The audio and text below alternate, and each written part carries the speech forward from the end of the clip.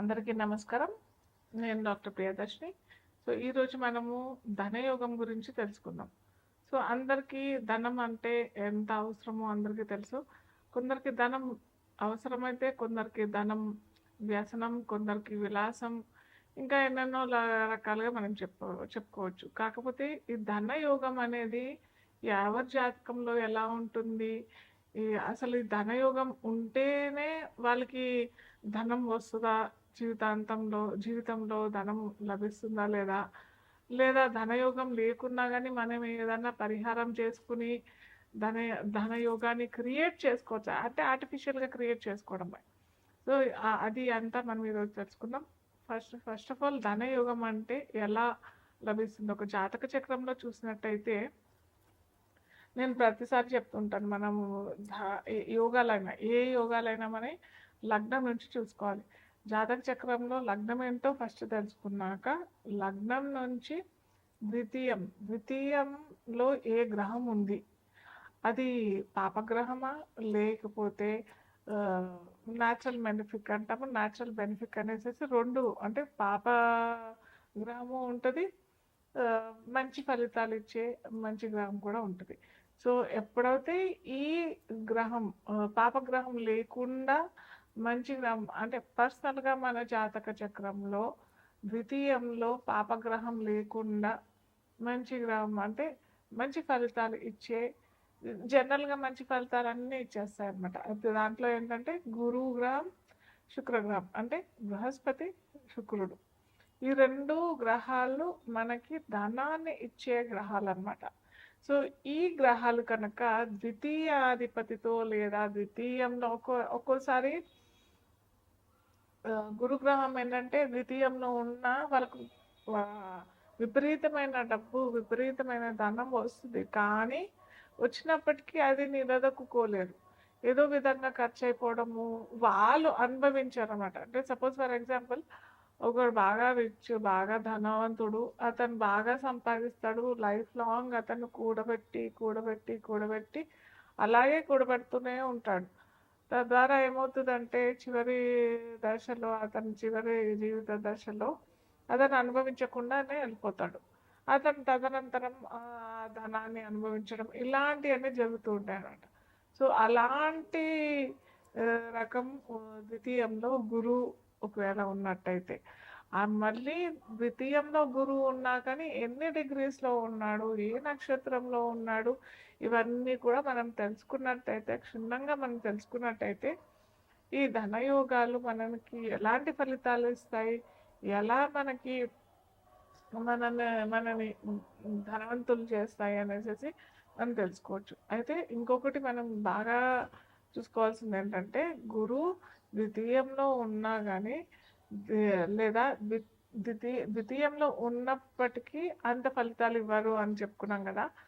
ద్వితీయాన్ని ఒకవేళ చూస్తే, గురుడు చూస్తే మటుకు నిజంగా అది చాలా మంచి ధనయోగం. వాళ్ళకి ఎటువంటి ధనానికి ఇబ్బంది లేకుండా జీవితకాలం మొత్తం ధనానికి లోటు లేకుండా ఉంటుంది. అలాగే శుక్రుడు కూడా ద్వితీయంలో ఉన్నా కానీ, మనమేమో గురువు గ్రహానికి ఏమనుకున్నాము, గురువు కనుక ద్వితీయంలో ఉంటే కొద్దిగా అతను అనుభవించాడు అని చెప్పాం కదా. కానీ శుక్రుడు అలా కాదు, ద్వితీయంలో ఉన్న అతను ధనాన్ని ఇస్తాడు. కాకపోతే ఇక్కడ రూల్ ఏంటంటే,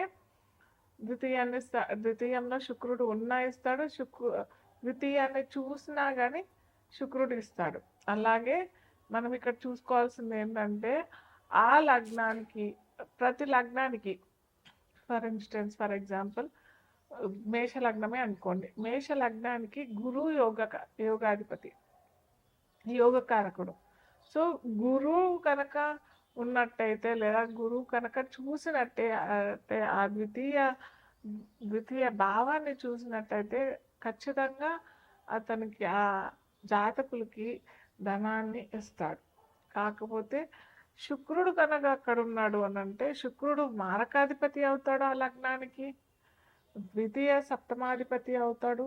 కాబట్టి శుక్రుడు అంత ఫలితాలు ఇవ్వడు. సో, ఇక్కడ కొద్దిగా క్లారిటీ తెచ్చుకోవాలి ఎవరైనా కానీ. ఏ లగ్నాల వారికి యోగ కారకుడు, గురువు యోగ కారకుడు అవుతే గురువు ఇవ్వాలి. శుక్రుడు యోగ కారకుడు అవుతే నేను ఒక్కొక్క రాశికి చెప్తూ ఉంటాను, ఏ ఏ రాశులకి సారీ లగ్నాలకి ఏ ఏ గ్రహాలు ధనాన్ని క్రియేట్ చేస్తాయనేసి ఒక్కొక్క లగ్నాలకి చెప్పుకుంటూ పోతాం మనము. సో ఇక్కడ కనుక ద్వితీయానికి మేష లగ్నం వారికి ఇక్కడ కలిగినట్టయితే అంత మంచి చేయడు.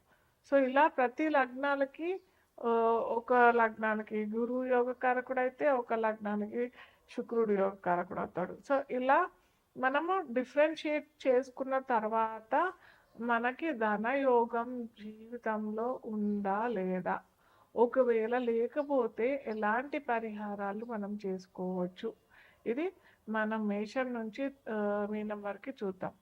అయితే ఇంకొకటి ఏంటంటే ద్వితీయానికే కాకుండా లాభంలో కూడా ఈ మనం చెప్పుకున్న గురు గ్రహమైన శుక్రగ్రహమైన కనెక్షన్ వచ్చినట్టయితే కూడా అది ధనయోగమే అవుతుంది. అర్థమైందా? అలాగే శుక్రుడు గురువు ఒకవేళ ఈ రెండు గ్రహాలు కూడా 11వ భావంలో అంటే 11వ భావంకి కనెక్ట్ అవుతే మటుకు ఖచ్చితంగా ధనాన్ని ఇస్తాడు. ఇదే కాకుండా ద్వితీయానికి లాభానికి అంటే ప్రతి ఒక్క లగ్నాలకి ద్వితీయాధిపతి సపరేట్గా ఉంటాడు, లాభాధిపతి సపరేట్గా ఉంటాడు కదా. ఎప్పుడైతే ఈ ద్వితీయాధిపతి లాభాధిపతి రెండూ కలిసి ద్వితీయంలో అయినా లాభంలో అయినా ఉన్నట్టయితే అది ధనయోగం కిందనే పరిగణించబడుతుంది. తులా లగ్నానికి అధిపతి ఎవరు అని అంటే శుక్రుడికి ద్వితీయానికి కనెక్టివిటీ రావాలి, లాభానికి కనెక్టివిటీ వచ్చినట్టయితే వీరికి ధనయోగం అనేది క్రియేట్ అవుతుంది. సో ద్వితీయాధిపతి ఎవరు అని అంటే కుజుడు, లాభాధిపతి ఎవరు అని అంటే మటుకు రవి. ఇక్కడ ఇంకొకటి మనం చూసుకోవాల్సింది ఏంటంటే తులా లగ్నం వారికి రవి బాధకాధిపతి కూడా అవుతాడు. సో ఈ బాధకాధిపతిని కూడా బ్యాలెన్స్ చేయాలి.